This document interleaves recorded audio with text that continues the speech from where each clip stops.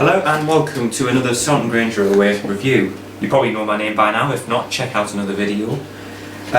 Just a quick start off this video, quick apology. The channel's been quite dead for a couple of months because with schoolwork and various appointments here, there and everywhere, I haven't actually had time to film any videos. But obviously I have gotten the cameraman out of the cupboard under the stairs, taken the tape off his mouth and untied him, and we are now filming another video.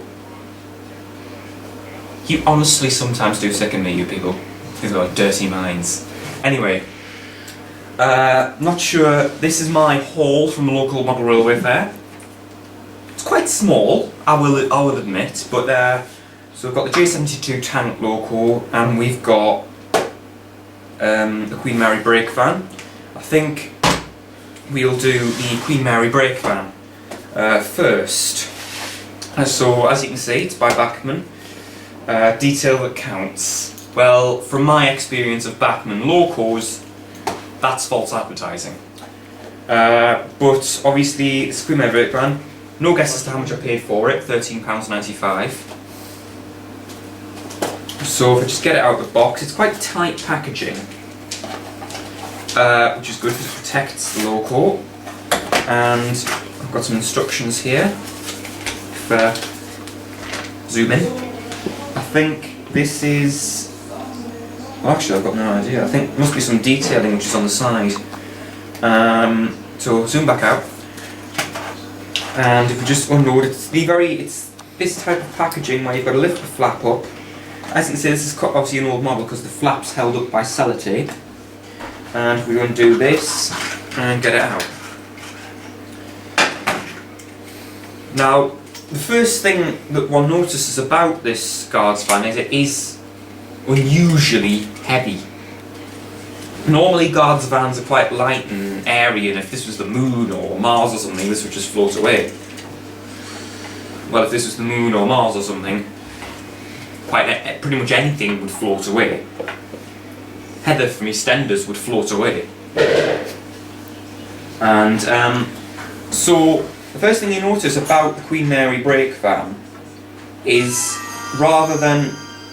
sorry, that's Candy Crush. On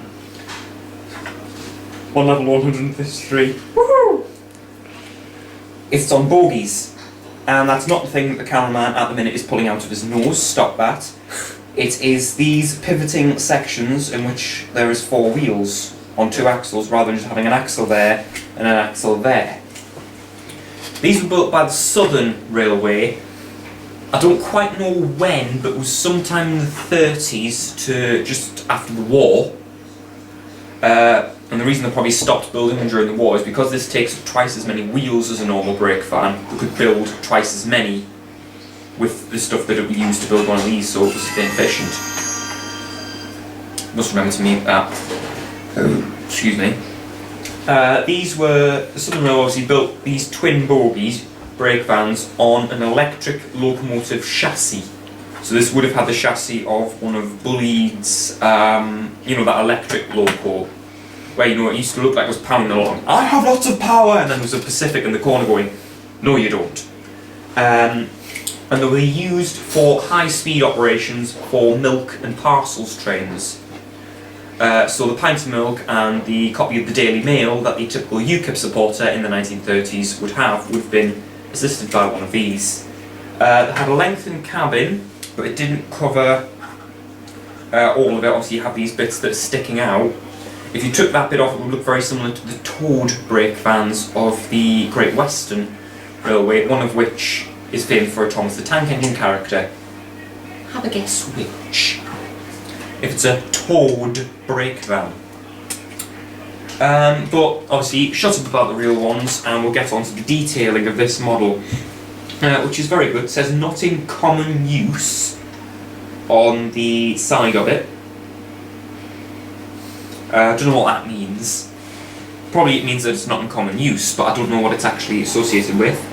You can see that there's rivets all the way down the side, and you've got this bit that sticks out. Don't know what that's actually for. I've never been in a guards van, so I wouldn't know.